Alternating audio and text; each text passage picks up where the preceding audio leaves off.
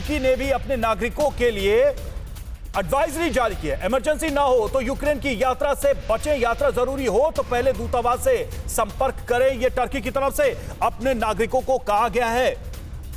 और इधर देखिए, इटली भी आदेश जारी कर चुका अपने नागरिकों के लिए। इटली ने भी अपने नागरिकों से अपील की है जल्द से जल्द यूक्रेन को छोड़ दें, यूक्रेन में रहना सुरक्षित नहीं है। तो ये एडवाइजरी अलग अलग देशों की तरफ से जारी की जा रही है। टर्की है, यूक्रेन है, अमेरिका तो पहले ही जारी कर चुका है, जर्मनी की तरफ से जारी किया गया है, यूरोपियन कंट्रीज एडवाइजरी जारी कर रही हैं, दूतावास खाली कराए जा रहे हैं, नागरिकों को यूक्रेन न जाने और अगर वहां से है तो निकलने की सलाह दी जा रही है। सारे संकेत अपने आप में दिखा रहे हैं कि स्थितियां जो है गंभीर है और हर देश अपनी सतर्कता रख रहा है ताकि उसके नागरिकों का कोई नुकसान ना हो। और अब आइए देख लेते हैं कि कैसे बाइडेन और पुतिन के बीच बातचीत के बाद अमेरिका और रूस ने एक दूसरे पर आरोप मढ़े, एलिगेशंस लगाए हैं। क्या है वो आरोप, जल्दी से आइए हम आपको समझाते हैं। तो बाइडेन और पुतिन के बीच बातचीत तो हुई और क्या आरोप प्रत्यारोप लगाया गया, अमेरिका की तरफ से क्या कहा गया। रूस ने यूक्रेन पर हमला किया तो अमेरिका और सहयोगी देश उसका करारा जवाब देंगे, रिप्लाई देंगे, माकूल जवाब देंगे।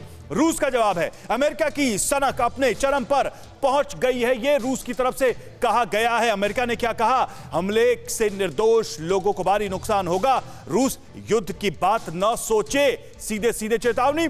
तो रूस का जवाब, अमेरिका ने तो रूस के हमले की तारीख का भी ऐलान कर दिया है। अमेरिका की तरफ से डेट भी अनाउंस कर दी गई है कि कब अटैक होगा, इसको कहा गया, इसको रेखांकित किया गया। रूस की तरफ से अमेरिका ने क्या कहा, अमेरिका यूक्रेन को लेकर कूटनीतिक बातचीत के लिए तैयार है, हम डिप्लोमेटिक नेगोशिएशंस के लिए तैयार है। रूस की तरफ से क्या कहा गया, मीडिया को हमारे बारे में गलत जानकारी क्यों दी जा रही है, रूस के बारे में भ्रम क्यों फैलाया जा रहा है। तो ये जो स्टैंड्स हैं दोनों देशों के, वो साफ साफ नजर आ रहे कि कहीं भी सहमति बनती नजर नहीं आ रही है। बातचीत की बात तो कही जा रही है लेकिन बातचीत से कोई हल निकलता अभी तक नजर नहीं आ रहा है। और यूक्रेन से क्यों नाराज है रूस, क्यों रूस खफा है, इसको भी समझिए। इससे जुड़े फैक्ट्स हम आपको बताते हैं। दिसंबर 2021 में यूक्रेन और यूरोपियन यूनियन की बैठक हुई, यूक्रेन से नाटो में शामिल होने को लेकर वादा किया गया।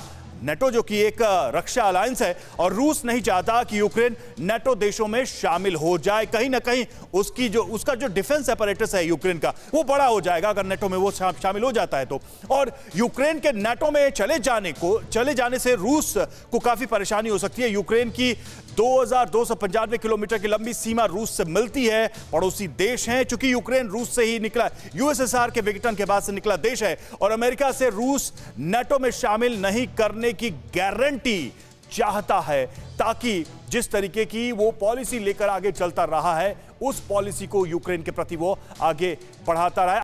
परवाह देश की, सोमवार से शुक्रवार रात 10 बजे TV9 भारतवर्ष पर।